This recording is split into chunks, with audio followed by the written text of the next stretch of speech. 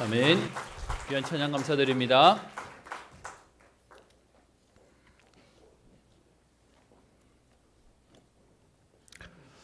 오늘도 예배에 오신 여러분들을 주님의 이름으로 축복하고 환영합니다. 지난주에 연휴가 있으셔서 많이들 부흥하고 오셨습니다. 우리 옆에 있는 분들에게 한번 인사하도록 하겠습니다. 성도님은 하나님의 자녀십니다. 한 번 더 인사하겠습니다. 하나님은 성도님을 통해 역사하실 겁니다.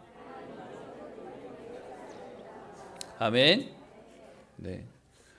우리 하나님은 공의의 하나님이시지만 그 하나님이 아무에게나 역사하지 않습니다. 실력 있고 능력 있는 사람을 통해 역사하시지 않고요. 하나님은 하나님의 자녀를 통해서 하나님의 일을 이루어 가십니다. 여러분, 이 말씀이 쓰여졌을 때를 잘 생각하셔야 돼요. 성경에 쓰여졌을 때는 신분 제도가 있었습니다. 그러다 보니까 가장 여러분 아무리 능력이 있고 실력이 있어도 절대로 넘어설 수 없는 축복이 뭐였냐 하면 신분이란 거였습니다. 그래서요, 하나님이 우리에게 주시는 그 영적인 축복을 설명하는 가장 큰 단어가 신분이라는 단어를 주신 겁니다.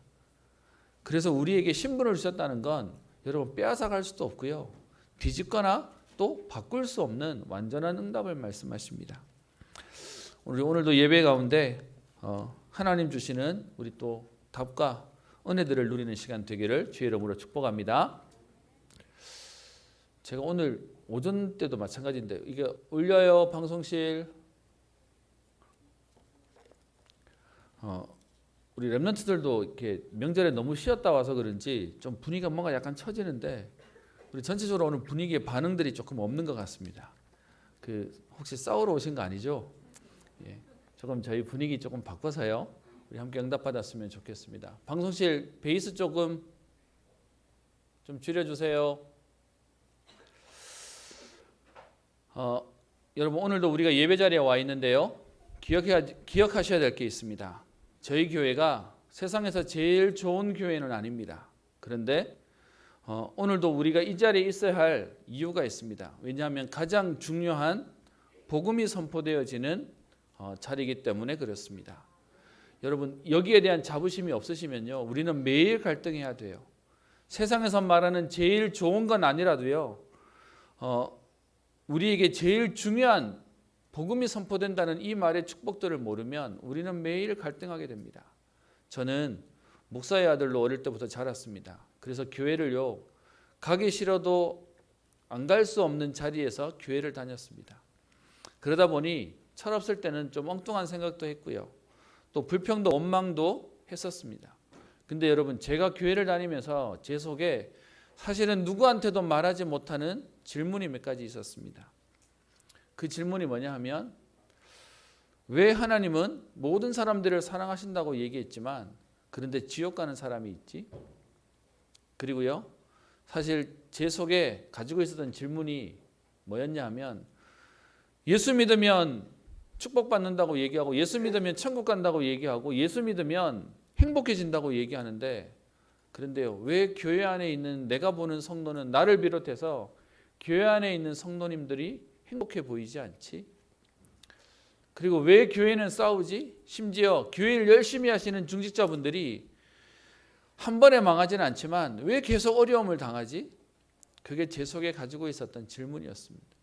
그리고 뭐든지 열심히 믿거나 아니면 잘 믿으면 되지만 왜 꼭 예수여야만 되지? 라고 하는 질문이 제 속에 있었습니다. 여러분, 이건 제가 신앙이 없어서가 아니고요, 신앙생활하고 예배 자리에 와서 앉아서 하나님 은혜를 떼뚫어 주시지만 제 속에 풀리지 않는 질문들이 있었습니다. 그런데요, 그 사실을 제가 나중에서야 깨달았습니다. 교회를 다녀서는 안 되고요, 교회를 다닌다고 하는 종교적이나 율법적인 것 가지고는 답이 없음을 알게 된 겁니다. 여러분, 그래서 우리가 이 복음을 알고 난 이후에 우리에게 왔던 질문이 뭡니까? 하나님이신 예수님이 왜 이 땅에 오셔야만 되는지요? 왜 인간에게 끊이지 않는 문제가 오는지요? 그리고 이 문제를 해결하기 위해서 그리스도를 우리에게 주신 이유가 뭔지요? 여러분, 복음에 대한 사실을 알고 난 뒤에 신앙생활이 완전히 달라졌습니다. 사실 제 마음속에 저는 예전부터 천주교가 그렇게 멋있어 보이더라고요. 겉모습으로 화려해 보이더라고요. 그런데 영적인 사실을 알고 난 이후에 이 복음 아니면 안 된다는 사실을 알게 되었습니다. 그래서요, 복음 알고 난 뒤에 세상의 흐름이 두 가지가 있다는 걸 알게 됐습니다. 하나님이 지금도 살아계셔서 역사하셔서 하나님의 자녀와 또 하나님의 백성들을 이끌어 가시는 복음의 흐름이 있다는 걸 알게 되고요. 또 한쪽으로는 세상에서 화려해 보이거나 때로는 대단해 보이거나 아니면 대단해 보이는 것처럼 하지만 사실은 저 뒤로는 굉장히 추한 악령의 흐름이 있다는 사실을 알게 되었습니다. 그래서 여러분들이 어떤 면에서는 아직 이해 못하실 수 있는데 불편하실 수 있는데 귀신의 얘기와 사단의 얘기와 흑암의 얘기를 할 수밖에 없는 것입니다. 여러분, 영적인 거 다 빼놓고요, 육신적인 얘기만 하면 우리는 사실 굳이 이 자리에까지 올 필요가 없습니다. 어떤 면에서는 좋은 데 가면 돼요. 내 마음에 위안이 되고 힐링되고 안식되는 데 가면 됩니다. 그런데 사실은요, 영적인 세계가 있음을 안다면 우리는 오직 복음의 응답을 누려야 되겠습니다. 우리 오늘 기도하신 장로님도 그런 표현 하셨는데요. 우리는 그냥 복음 아니에요. 오직 복음이에요. 그냥 예수님 아니고요. 오직 예수님만으로만 우리는 가능한 응답 속에 있는 것입니다. 여러분, 이 축복을 모르는 오늘 현장의 모습들이 나와져 있는데요. 단순한 불신 현장에 대한 모습만이 아니라 사실은 오늘 서기관과 바리새인들이, 유대인들이 그 응답과 축복을 놓치고 있는 장면이 나옵니다. 오늘 저는 이 본문 가운데 새 인물에 대한 얘기들을 여러분과 함께 나누려고 하는데요. 동시대에 똑같은 시대를 살아가지만 여러분 어디에 있느냐에 따라서 응답이 완전히 달라집니다. 오늘 새 인물이 나옵니다. 음행하다가 잡힌 여인이 나오고요. 또 이들을 고발하려고 하는 바리새인과 서기관들이 나옵니다.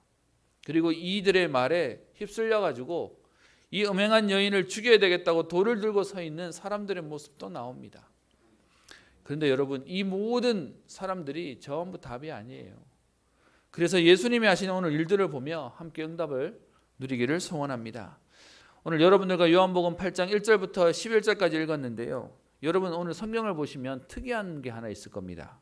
그게 앞에 7장 53절에 나와 있는 각주 1번이라고 하는 게 달려 있고요. 그리고 이렇게 박스가 쳐져 있는 것이 보이실 겁니다. 그래서 7장 53절부터 8장 11절까지 이렇게 박스 쳐 있는 거 보이십니까? 각주가 달려 있죠. 밑에 뭐라고 되어 있냐 하면 어떤 사본에는 이 구절이 없습니다 라고 하는 그런 내용입니다. 그러니까 여러분 이 당시만 해도요, 우리처럼 이렇게 막 그 인쇄술이 되어서 기계로 찍어내는 책들이 아니었잖아요. 손으로 이렇게 써야 되고요. 그렇게 쓰여진 책들을 모아서 우리 정경으로 만들었는데 어떠한 사본에는 요 8장 1절부터 11절까지 있는 내용이 싹 빠져 있는 겁니다. 여러분 왜 그럴 수밖에 없었냐 하면요, 오늘 이 본문에 있는 내용이 사실은 굉장히 조심스러울 수 있는 내용이기 때문에 그렇습니다. 왜 그렇습니까? 오늘 이 내용 속에 보면 여러분 사실은 모든 사회의 근간은 가정입니다. 지금 흑암의 세력들이, 진보 우리 세력들이 자꾸 가정을 무너뜨리는, 가정을 약화시키는 일들을 만들어서 저희가 기도하고 있는 상황인데요. 음행에 대한 부분들을 막 허용해버리면 사회가 혼란스러워질 겁니다. 그런데 오늘 이 본문에 있는 내용이 차치 잘못하면 음행에 대한 부분들을 인정하는 것처럼 보이는 교회의 모습들이 나올 수도 있기 때문에 어떤 사본에서는 이 부분들을 의도적으로 빼놓고 기록하지 않았던 경우도 있었다고 얘기하고 있는 겁니다. 여러분 이건 시대적인 배경을 좀 이해하셔야 되는데요. 기독교가 국교로 공인되기까지 사실은 유대인들의 많은 박해가 있었고 또 오해가 있었고, 여러분도 아시다시피 로마의 10명의 황제들이 250년 동안 계속해서 박해했던 시간들도 있었습니다. 여러분 그 박해하는 것에, 핍박하는 것에 있어서의 근거들이 있어야 되는데요. 여러분 웬만한 말 가지고는 사람들이 안 속을 거니까 근거 없는 터무니없는 내용들을 가지고 얽어맵니다. 그 초대교회가 가지고 있었던 여러분 그 박해의 내용 중에 하나가 뭐였냐 하면 유대인들이 보기에는 기독교인들이 너무 싫었어요. 그죠? 그래서 저들이 모여가지고 자기들끼리 집에 모여가지고 맨날 일하는 겁니다. 여러분 이해하셔야 될 건 유대교와 기독교는 흐름이 완전히 다릅니다. 뭐가 다르냐? 유대교는 가는 곳마다 공회를 만들고 자기들의 회당을 만들어서 모여서 표 딱 나게 이렇게 어디 가도 유대인들이 사는 집이라고 표가 될 만큼의 표시를 내고 살았습니다.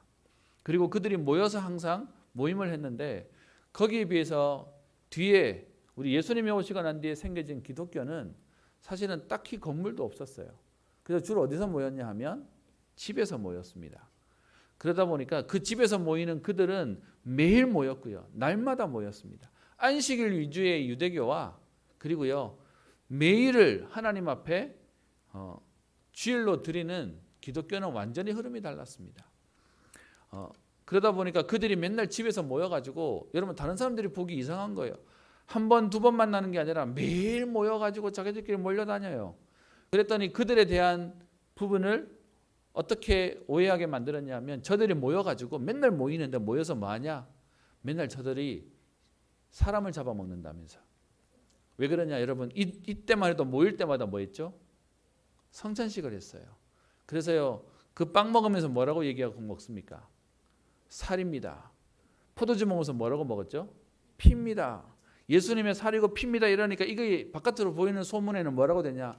저들이 맨날 모여가지고 살 뜯어먹고 저들이 피 마시고 있다라고 하는 게 초대교회의 대도 안 한 오해였습니다. 여러분 그런 지금 기독교가 자리를 잡는 가운데 오늘 8장 1절부터 11절에 있는 내용이 혹시나 비윤리적이거나 비도덕적으로 보여져서 또 다른 오해를 당하지 않게 하기 위해서 아마 이 내용이 어떤 사본에는 빠져 있을 거다라고 하는 학자들의 추측도 있습니다. 근데 여러분 오늘 우리는 분명히 아셔야 될 게 있습니다. 교회는요 지금 가뜩이나 사실 추석 우리 명절을 지내고 확진자들이 많아진다고 이제 난리인데요. 교회가 모이지 말라고 하는데 모인다고 그냥 교회를 너무너무 싫어하거나 미워하는 사람들이 많습니다. 그렇게 말하는 그분들도 사실 할 거 다 하면서요. 그래서 여러분 우리는 기억하셔야 됩니다. 교회는 절대 나라에 대항하거나 반하는 게 아닙니다. 그것을 넘어서는 응답들을 누리는 것입니다. 그래서요 남들은 다 도망갈 때 교회는 사실 모여서 기도했고요. 다 신사참배할 때 교회는 마지막까지 거부하던 비현실적이거나 비윤리적이거나 비도덕적인 것이 아니라 초현실적인 응답을 누리게 되었던 것입니다.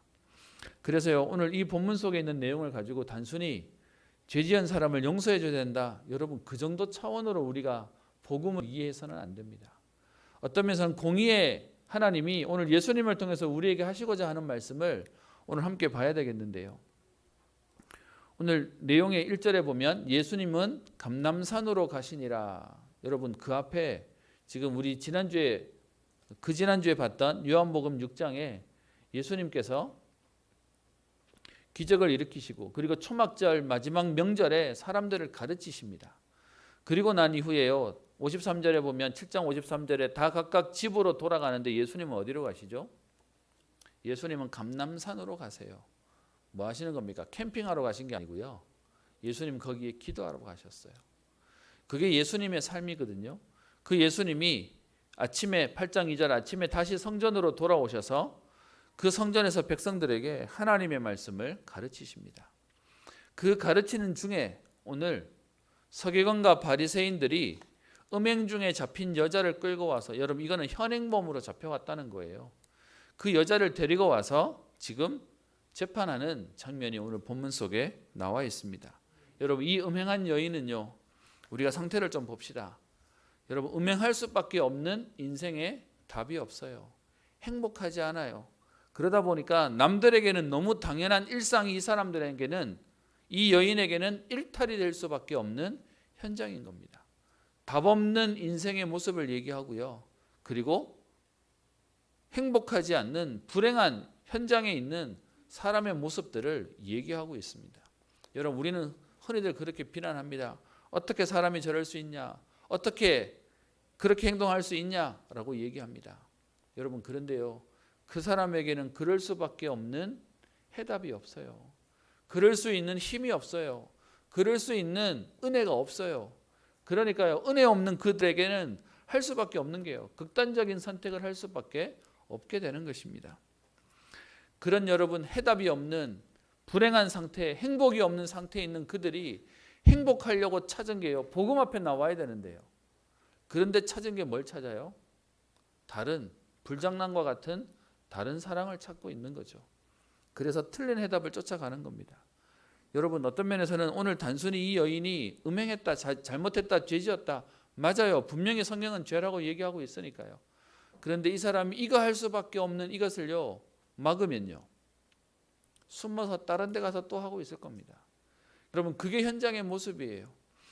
지금 그럴 수밖에 없는 운명과 저주와 재앙 가운데 이 여인이 걸려 있는 것입니다. 여러분, 이 현장을 못 보면 우리는 계속해서요, 사람을 비난해요. 그럴 수밖에 없는 지금 흑암의 세력과 배경을 못 보면 자꾸 우리 안에 분란만 만들게 되어지는 것입니다. 여러분, 이 여인이 지금 음행하는데 오늘 8장 3절에 서기관과 바리새인들이 이 여인을 잡아서 데리고 옵니다. 여러분, 오늘 본문에 나오는 서기관과 바리새인들은 그 당시의 유대 사회의 지도자, 사실은 상류층에 있는 사람입니다. 아까 말씀드렸던 그때만 해도 성경이 쓰여져서 손으로 옮겨 써야만 되던 시대였기 때문에 서기관들이 성경을 옮겨 쓰던 성경학자들이었고요. 그 가운데 바리새인들은 그들의 지도자, 리더의 역할을 하던 사람들이었습니다. 그러면 사실 하나님이 재능도 실력도 그리고 많은 응답도 받은 사람들입니다. 근데 문제는요, 그 응답을 받아놓고는 그 응답을 엉뚱한 데 써요. 여러분 아시죠? 지금도 세상을 움직이는 사람들 가운데 실수해서 잘 몰라서 범죄하는 사람들은요, 경범죄예요. 근데요, 진짜로 세상을 어렵게 하는 사람들이 누굽니까? 많이 배운 사람들이 법의 허점을 이용해서 어렵게 만드는 겁니다. 지금 이 상황 속에서도요, 하나님의 말씀을 많이 공부한다고 하는 서기관과 바리새인들이 오늘 본인들이 받은 많은 달란트와 재능을 가지고 엉뚱한 데 써요. 여러분, 우리 많이 들으셔서 아시겠지만 여러분, 정말로 돈이 많은 게 복입니까? 없는 것보다 복이라 할 수 있겠죠. 근데 여러분, 건강한 게 정말 복입니까? 여러분, 우리는 전도자를 통해서 말씀을 받았습니다. 진짜 복은 여러분, 우리가 말하는 오복, 건강하고 장수하고 재물이 많고 자녀가 있고, 아니요. 여러분, 진짜 복은 하나님의 은혜가 있는 사람이 그게 복입니다. 여러분, 칼 자체가 무기가 맞습니까? 아니요. 누구 손에 있느냐에 따라서 이 칼이 요리사에게는 엄청난 도구가 되는 것이고요, 강도에게는 위험한 무기가 되는 것입니다. 많은 사람들이 재능을 받으려고 하고요, 응답을 받으려고 얘기합니다. 근데 여러분, 그 응답이 어디로 쓰이느냐에 따라서 인생은 완전히 달라집니다. 그래서 오늘 우리는 응답 이전에 하나님의 은혜부터 받아야 되겠습니다. 하나님 은혜가 있는 사람이 오늘 응답받아서 세계를 살리는 응답을 누려야 되겠습니다. 오늘 그들이요, 이 여인을 잡아다가 예수님께 데려옵니다. 그들의 재능을 가지고 뭐 하는 데 쓰냐? 사람을 죽이고 어렵게 하고 힘들게 하는 데 씁니다. 다른 말로 얘기하면 그들의 똑똑한 지식 가지고 정죄하는 데 씁니다. 8장 6절에 보면 이렇게 돼 있죠. 고발할 조건을 얻고자 하여 예수를 시험함이러라. 딱 어려운 질문을 하나 던지는 겁니다. 이 여인을 데려다가 오늘 8장 4절에 선생이여, 이 여자가 간음하다가 현장에서 잡혔나이다. 그랬더니 두 가지 법을 얘기하죠. 하나는 모세의 율법을 따라서 이 여자를 돌로 쳐야 되겠습니까? 어떻게 해야 되겠습니까? 라고 얘기하고 있습니다. 여러분, 오늘 이 본문을 이해하려면 모세의 율법을 조금 이해하셔야 되겠는데요. 모세의 법에는 레위기서 20장 10절에 누구든지 남의 아내와 간음하는 자는 그들을 반드시 죽일지니라 라고 얘기하면서 간음하는 당사자들 남자 여자 다 죽여라고 되어 있습니다. 저 뒤에 신명기 22장에 가면요, 더 자세하게 설명해 놨어요. 여기는 얼만큼 설명해 놨냐면 남자가 유부녀와 동침했을 경우에는 둘 다 죽일 건데, 약혼한 여자가 어떤 남자랑 간음했을 때도 죽여야 되는데, 만약에 강간을 당한 경우라면 여자는 죄가 없으니까 남자만 처벌해라. 또 반대로 결혼하기 이전에 서로가 지금 가늠한 것이라면 남자가 여자의 아버지에게 돈을 주어서 그리고 평생 버리지 못하도록 아내로 삼아라라고 하는 그런 세부적인 내용들이 담겨져 있습니다. 그래서 유대인 사회는 모세의 율법을 하나님 말씀같이 지켰잖아요. 사실은 하나님의 말씀이어야 되는데 그러다 보니 모세의 율법으로 지금 가늠하다 잡힌 이 여인을 돌로 치라고 했던 그 말씀 가지고 돌로 쳐야 되냐라고 질문하고 있는 겁니다. 근데 여러분 이렇게 했을 경우에 돌로 치라고 얘기하면 어떻게 되냐? 그 당시에 로마의 법이 있었습니다. 여러분 로마가 식민지 속국이었던 유대 사회를 다스리면서 유대인들한테는 그 어떤 것보다도 모세의 율법이 강하다는 사실을 알고요. 사내들인 공의회한테 얼마나 권한을 줬냐 하면 입법, 사법, 행정 모든 권한을 다 줘버렸습니다. 단 뭐만 못하게 하냐? 처벌만 못하도록이요. 그러니까 사형을 구형할 수는 있지만 형 집행은 못하도록 만들었어요. 여러분 여기에 대한 내용이 어디 나오냐 하면 요한복음 18장에 가보시면 예수님이 겟세마네 동산에서 밤새 기도하시고 대제사장이 보낸 사람들한테 잡혀가지고 끌려가잖아요. 그렇게 끌려가가지고 첫 번째로 재판을 받았던 데가 누구냐? 대제사장에게 가서 재판을 받습니다. 그래서 그 당시에 대제사장이었던 가야바와 그리고 안나스에게 재판을 받고요. 그리고 난 이후에 빌라도 총독에게 보내죠.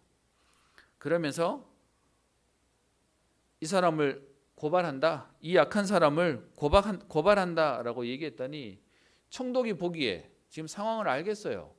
그래서 그냥 너희 법대로 너희를 처리해라 라고 얘기했더니 그때 유대인들이 그 당시에 제사장들이 뭐라고 얘기합니까? 우리가 사람을 죽일 수 있는 권한이 우리에게 없으니까 맡기는 거다 라고 얘기하면서 자기들이 결정한 대로 예수님을 죽여달라라고 하는 내용들이 나와져 있습니다. 지금 이 서기관과 바리새인들이 예수님한테 지금 사람을 데려와 놓고요. 죽여도 문제가 되고 살려도 문제가 되도록 딱 걸어놓고 있는 겁니다. 여러분 똑똑한 거 가지고 사람을 괴롭히게 하는 이 일이 가장 악한 죄입니다. 오늘 여러분들과 함께 오늘 제목을 살리는 복음이라고 얘기했는데요. 여러분 안타까운 건 지금 음행한 여인이 저 불신자 현장의 모습이라면 오늘 서기관과 바리새인의 모습이 오늘도 예배드리고 교회 생활하는 종교인 우리의 모습일 수도 있습니다. 여러분 분명히 음행한 여인 잘못했어요. 근데 좀 솔직히 얘기하면요. 하나님 떠난 인간의 본능으로 한 실수였다라고 치면 오늘 서기관과 바리새인들이 하고 있는 범죄는 뭡니까? 성경학자는 오늘 이들에 대한 내용을 이렇게 표현하더라고요. 악마적인 본능을 가지고 실수한 죄를 지은 사람의 인격을 말살하고 타인의 멸망과 몰락을 기뻐하는 어리석은 죄를 지었고 그들을 도울 수 있고 구원할 수 있는 복음의 비밀을 알고 있음에도 전하지 않는 죄를 가진 사람이다 라고 말하더라고요. 여러분 어떻게 생각하십니까? 힘이 없고 도울 수 있는 능력이 없어서 못 돕는 거랑 그거 할 수 있는데도 불구하고 하지 않는 죄랑은 더 큰 죄가 되는 겁니다.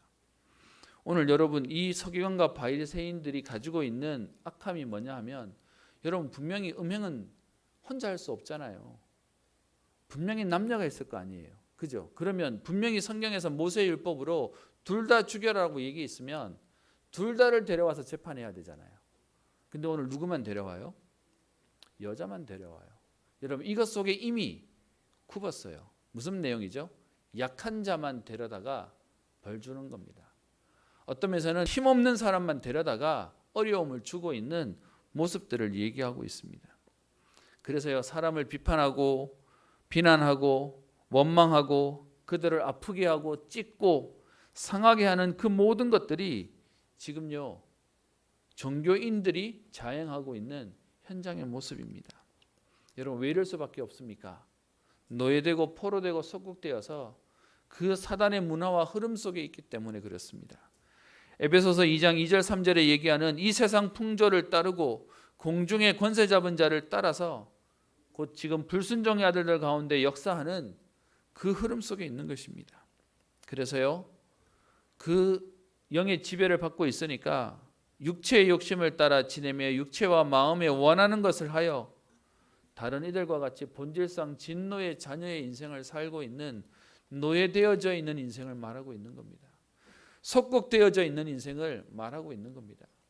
복음은 우리를 자유케 하는 것인데요, 이 복음 가지고 또 다른 사람들을 얽매이고 힘들게 하고 있는 겁니다.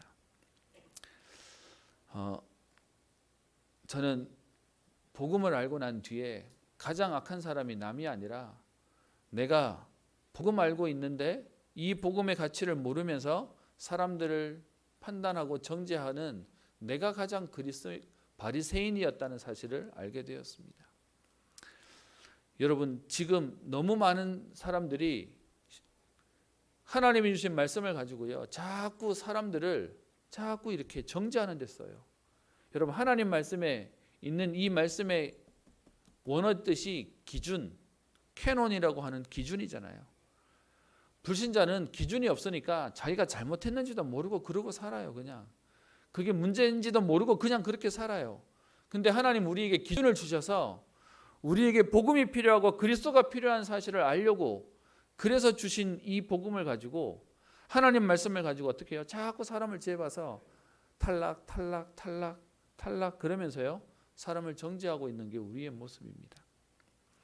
여러분, 이 상황 속에 예수님은 어떻게 하십니까? 그런데 예수님은, 오늘 우리의 구원자 되시는 예수님은 현장의 모습과 다릅니다. 오늘 서기관과 바리새인들이 이 분위기로 사람을 몰아가니까 그 자리에 지금 말씀을 들으려고 성전에 나와 있던 사람들이 전부 다 이 여인을 돌로 치려고 돌을 들고 서 있습니다. 여러분, 무슨 말입니까? 서기관과 바리새인만의 문제가 아니라 그 흐름 속에 같이 동조하고 동참하고 그리고 동의하는 흐름 속에 살아가는 게 우리의 모습입니다. 근데 그때 예수님이 7절에 보시면 6절 뒷부분입니다. 예수께서 몸을 굽히사 손가락으로 땅에 글을 쓰셨다라고 되어 있습니다.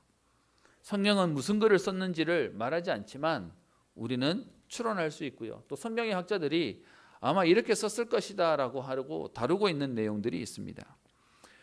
예수님이 쓰셨다고 하는 내용의 두 가지를 보통 얘기하는데요, 아마 개인별로 개인이 지은 죄명들을 쭉 쓰고 계셨을 거다.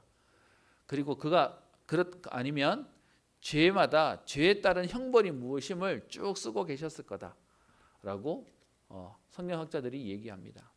여러분, 어떤 면에서는요, 우리도 똑같이 죄인인데 지금 다른 사람의 드러난 죄를 가지고 비난하고 거기에 대해서 돌을 던지고 있는 모습에 대해서 예수님이 우리의 숨겨져 있는 죄를 드러나게 하신 것이죠. 여러분, 이렇게 되니까 지금 사람들 입장에서는요, 더 어떻게 말할 수 없게 되는 겁니다. 그랬더니 예수님이 7절에 너희 중에 죄 없는 자가 먼저 돌로 치라. 여러분, 오늘 여기서 얘기하는 죄 없는 자, 이 땅에 여러분 죄 없는 자가 있습니까? 모든 인간은 하나님 떠났고요, 모든 인간은 죄인인데요. 여러분, 나는 죄보다는 그래도 좀 덜 죄지었어요, 좀 더 착해요, 이렇게 말할 수 있습니까? 여러분, 죄 하나 있는 거나 죄 100만 개 있는 거나 똑같은 죄인입니다. 하나님 앞에서는 소용없는 거예요. 그러면서 8절에 다시 몸을 굽혀 손가락으로 땅에 쓰셨다라고 되어 있습니다. 여러분, 오늘 예수님은요, 2번 쓰셨어요. 첫 번째 쓰시는 거랑 그리고 죄 없는 자가 돌로 치라고 얘기한 이후에 2번째 다시 쓰셨어요. 성경학자들은 그렇게 표현합니다. 첫 번째 썼던 내용은 아마 율법으로 정죄하는 내용이었을 거다. 근데 2번째 쓰셨던 건 그들을 살리는 복음의 글을 쓰셨을 거다. 그래서 예수님이 성경에 기록되어 있는 우리를 싸매시고 우리를 치유하시고 우리를 회복해 하시는 복음에 대한 내용들을 보게 되었을 것이다. 그러니까요, 9절에 그들이 이 말씀을 듣고, 여러분, 앞에 썼던 율법에 있는 글 가지고는 그들이 회개하지 않았어요. 그런데 오늘 9절에 복음의 말씀을 듣고 난 이후에서야 사람들은 양심의 가책을 느껴 어른으로 시작하여 젊은이까지 하나씩 돌아갔다라고 얘기하고 있습니다. 여러분, 저와 여러분들이 오늘 혹시 예배 자리에 앉아서 하나님의 말씀을 가지고 여러분 이 하나님의 말씀을 어디에 사용하십니까? 사람을 살리는 데 사용하십니까? 사람을 정죄하고 비난하고 판단하는 데 사용하십니까? 똑같은 하나님의 말씀인데 어디에 사용하느냐에 따라서 완전히 다른 복음이 됩니다. 여러분, 그래서 우리 교단이 전도하는 교단인데요. 여러분, 전도하는 교단에 있어서 메시지는 뭐가 돼야 됩니까? 예수천당, 불신지옥. 여러분, 어떤 면에서는 예수천당을 얘기하려다 보니 불신지옥을 얘기하는 건데요. 불신자들은 뭐만 기억하죠? 불신지옥만 기억해요. 그래서 기분 나쁘다고 얘기해요. 여러분, 어떤 면에서는 정말로 교회의 메시지는 살리는 메시지가 돼야 됩니다. 여러분, 그 살리는 메시지가 오늘 우리 성도 안에서도 살리는 복음이어야 됩니다. 근데 여러분, 우리가 하나님 말씀을 많이 듣다 보니까 너무 잘 알아요. 여러분, 그래서 아시지 않습니까? 말이 어디서 나오죠? 새신자에서 안 나와요.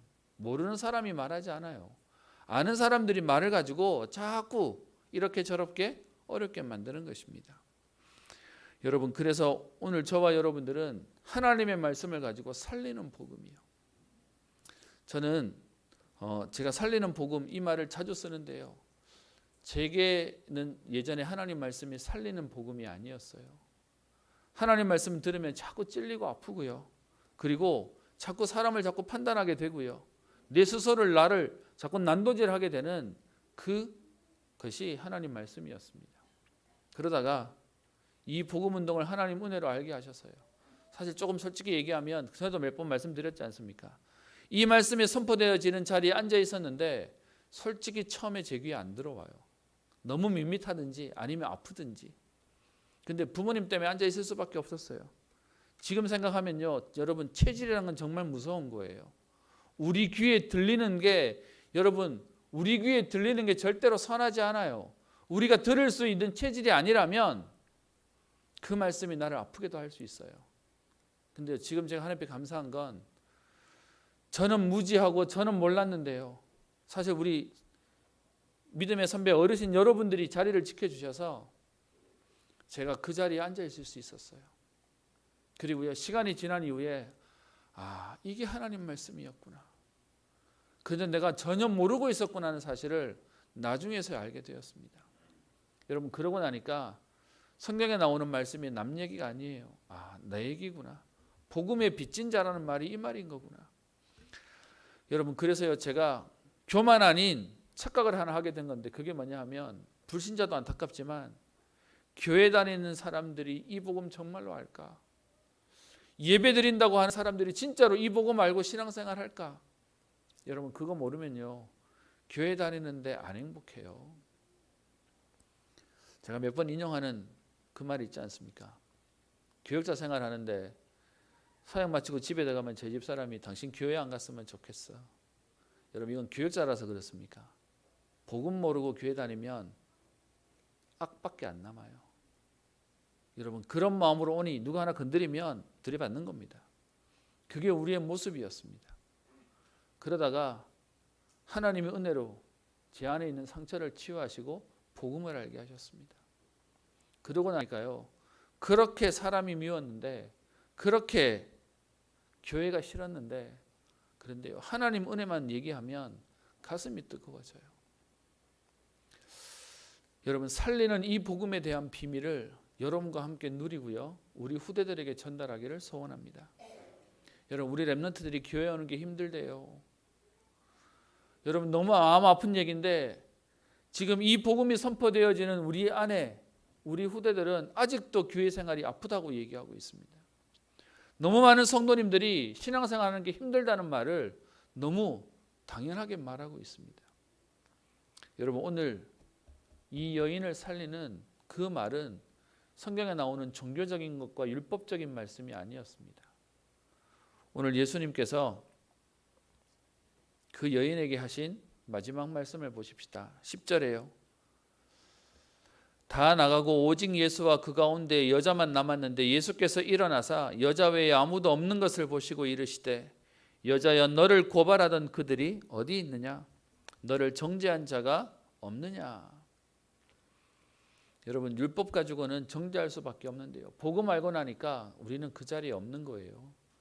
그랬더니 예수님께서 말씀하십니다. 나도 너를 정죄하지 아니하노니 가서 다시는 죄를 범하지 말라. 여러분 성경에서는요 오늘 용서하신다는 말을 하지 않았습니다. 정죄하지 않는다라고만 얘기했습니다. 무슨 말이죠? 죄를 지은 건 사실이에요. 여러분 천국은 죄 없는 사람이 가는 게 아니고요. 천국은 죄 문제 해결받은 사람이 가는 것입니다. 오늘 저와 여러분들이 죄 문제가 있는데 그 죄에 대해서 그리스도의 보혈로 우리에게 정죄하지 않으시겠다는 겁니다. 여러분 그렇게 우리를 용서하셨는데 우리는 또 누군가를 정죄하고 있습니다. 오늘 말씀을 마치려고 합니다. 여러분 이 복음의 은혜를 우리가 받고 여기까지 오셨지 않습니까? 그래서 저는 제가 꿈꾸는 교회는 하루 종일 아니면 일주일 내내 피곤하고 힘들어도 근데요 예배 자리에 왔다 가면 살아나는 것입니다. 하나님 말씀이 살리는 것이고요. 그리고 그 하나님 말씀을 사모하는 성도들이 만나면 살아나는 것입니다.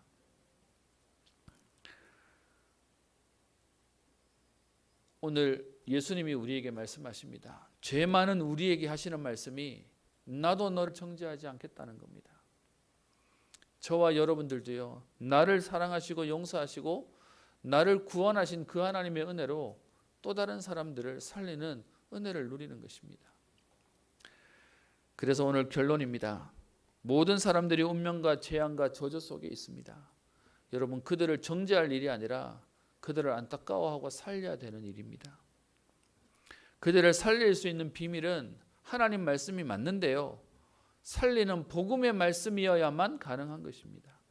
유대인들은 지금도 하나님 말씀을 가지고 공격하고 정죄하는 데 사용하고 있습니다. 여러분 그래서 교회가 싸움이 많은 거예요. 제가 금요 기도 시간에 얘기를 했었는데 이번에 저희 장인어른 만났는데요. 장인 장모님이 다니는 교회에 담임 목사 모신 지 3년 됐는데 이번에 쫓아냈대요. 교회에서. 이유가 뭐냐 그랬더니 전도 못한다고 장로님들이 쫓아냈대요. 제가 그 얘기를 들으면서 아이고 무서워라 생각이 들었습니다. 요 옆에 어디 교회 얘기입니다. 여러분 교회들마다 분쟁하고 난리가 나버렸습니다. 장인 장모님이 교회 가기 싫어가지고 멀리 딴 교회 좀 다니셨다고 얘기도 이번에 하시더라고요. 여러분 그래서 우리는 살리는 복음의 비밀을 누려야 되겠습니다. 그래서 제가 시작하면서 이렇게 말씀드린 겁니다. 우리 교회가 제일 좋은 교회는 아니라 할지라도요. 제일 중요한 복음을 가진 교회로서의 응답을 누려야 되겠습니다. 그래서요. 살리는 이 복음의 비밀로 그리스도의 보혈과 그 보혈의 은혜로 사람을 회복하고 치료하고 살리는 응답을 누리도록이요.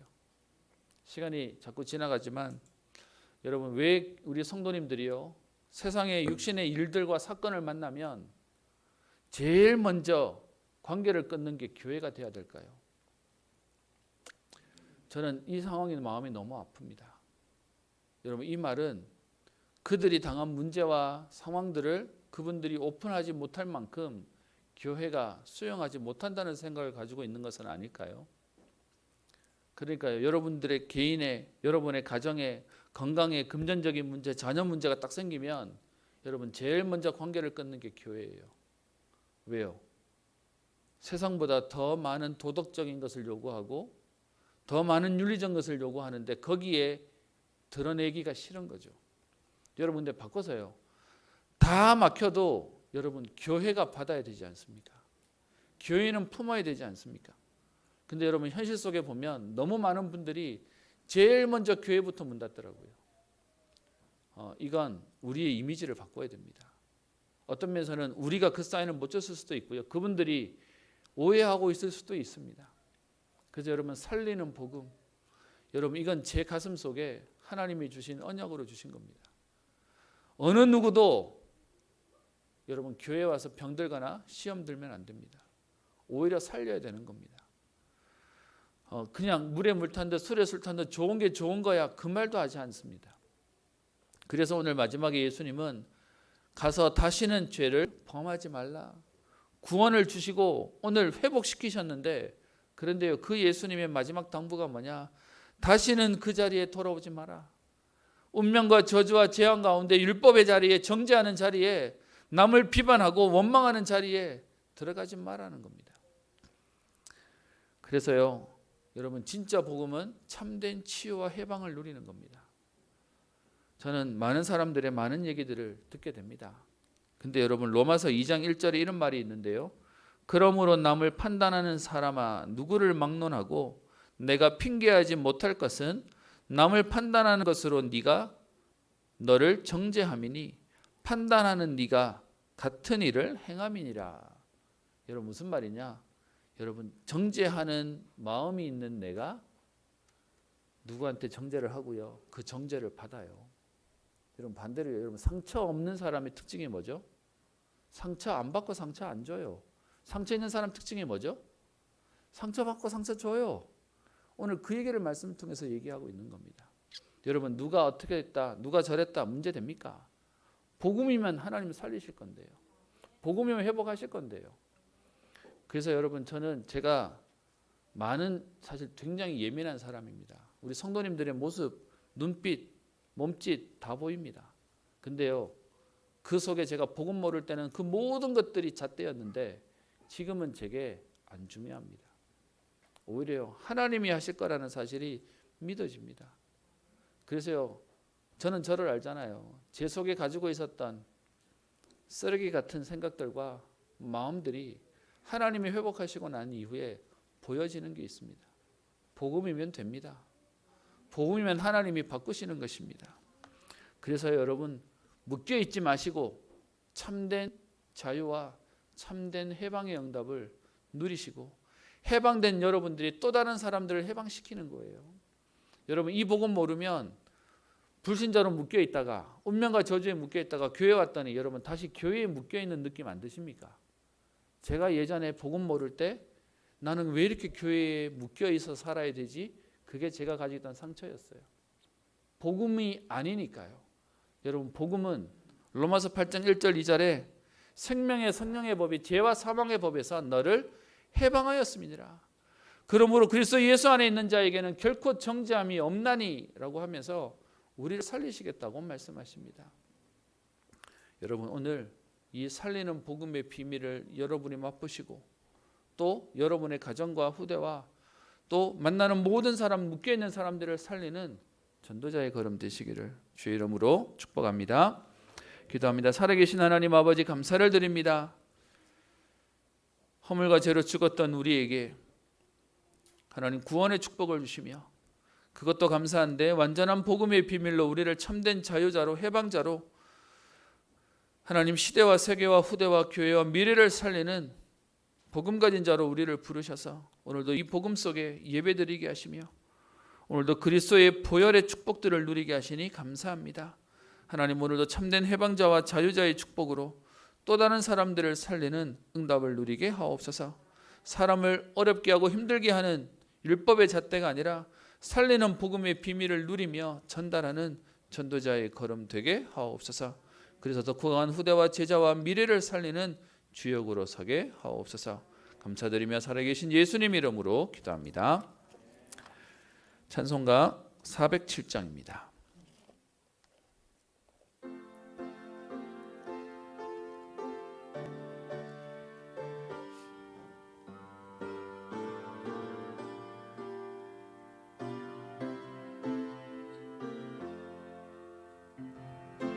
주와 함께 나 죽었으니 구주와 함께 나 살았도다. 영광의 그날에